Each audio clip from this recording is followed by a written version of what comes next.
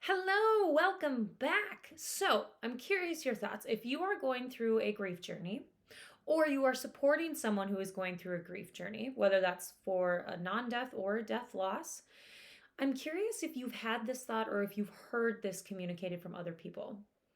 This thought of, I feel like I've changed, or I'm not who I used to be, or the things that used to be important to me no longer are, or I can't seem to do the same things that I used to.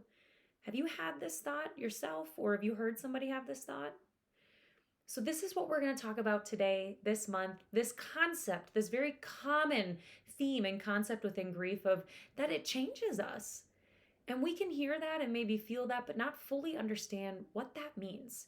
So, we're going to talk about this idea of grief changing us, what that means, and then I'll hit on some of the most common ways that grief can change us that I'll talk about, that I've talked about with clients or that I hear clients communicate, and then I'll provide you some skills on how to begin navigating some of these changes. So let's dive in.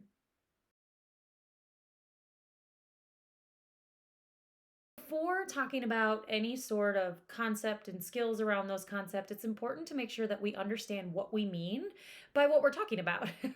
So it's important to know what we mean by when we say grief changes you. And disclaimer, as with anything, that doesn't mean this is going to happen for everybody. This doesn't mean this is going to be everybody's experience. We talk about it because it is a common theme that can happen when we are grieving the loss of a loved one or we are grieving a big life transition, whether it's divorce or empty nesters or, yes, even becoming a new parent. That's a happy transition and it still carries a lot of stress and can carry some grief. So it's important to know this could be a common theme that you experience, this idea that grief changes you. What do we mean by that? Simply that. Grief can change us. It can change how we look at things. It can change how we think about things. It can change what we can manage in our day to day or even our hour to hour. Specifically, so we know it kind of as a broad general concept, but specifically, I want to highlight three common areas or ways that grief has been known to change people that I've talked to with clients. So, those three areas, and we're going to break them down here in a little bit. Those three areas are your capacity, your priorities or what's important to you, and then your tolerance level. So let's break each of these down. When we talk about your capacity changing, this is referring to your mental and emotional load that you can carry at any given time. More often than not, you may find that your mental and emotional capacity for things may lower as you're navigating a grief journey, especially at the beginning. So this might look like your attention span might be a little bit shorter.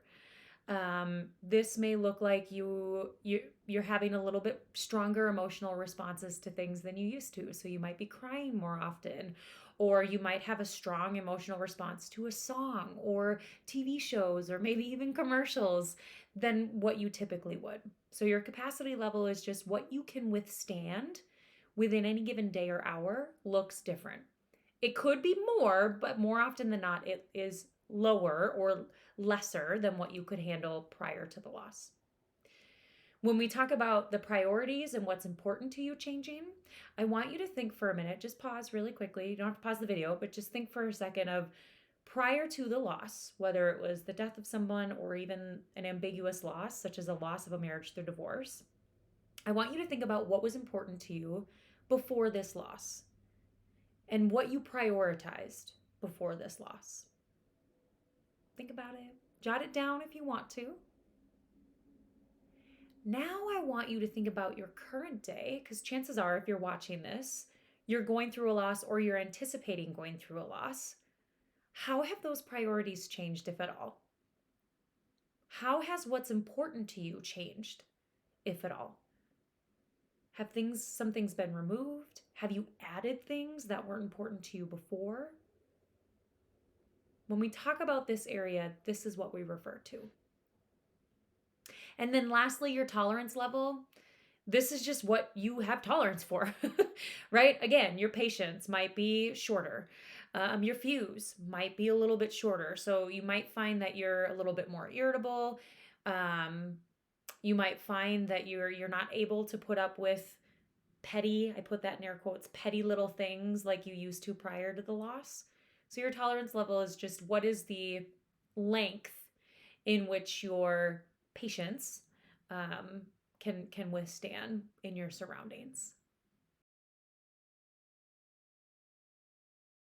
How do we navigate these areas of possible changes? Well, we kind of already did it in that last little segment. The first step is going to be identify what's changed for you.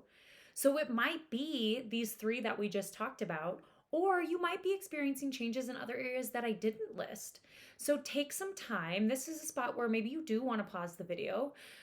Take some time, write down what have you noticed that's changed for you. And you may not know in this moment right now. That's okay. Think about that in the back of your head as you go throughout your days. And if you notice anything like, that looks different. Or oftentimes I'll explore this with clients because they'll come to me and say, yeah, so and so is like, you've changed, or that not used to bother you. So listen to those things as well. If people are communicating things along those lines, that might be a notifier of, okay, this may be an area that's changed for me. So your first step in navigating these changes is identify them. It's hard to know what to address if we don't know where it is. So identify what's changed for you, and then specific. How has that change looked? Right? So if it is capacity, what does that mean for you? Where has your capacity lowered? Right? And if your priorities have changed, what's changed? What is no longer a priority that used to be, and what is now a priority that never used to be? So be specific about the areas of change that you are noticing for yourself that are showing up within your grief journey. Then we want to figure out how to communicate these to other people, right? Help them better understand, here's what I'm noticing, here are the changes, here's how they're impacting me, and being able to communicate those to our safe support system. I talk a lot about safe support systems. I have a blog coming out here soon talking about what safe support systems are. So once I have that, I will link that below. Also, be sure to follow me on social media, Facebook, Instagram. You'll get access to that blog in April next month. But we want to make sure our support system is safe and we're communicating these things to them. So identify what the changes are, be specific, communicate them to your support system, and then set boundaries if you need to. I do have a blog on how to effectively set boundaries that's linked below, so be sure to check that out if you're not sure how to effectively set boundaries. You're not alone. Boundaries are hard to set, especially in situations like this, because in a way you are advocating for what you need, and that can be hard.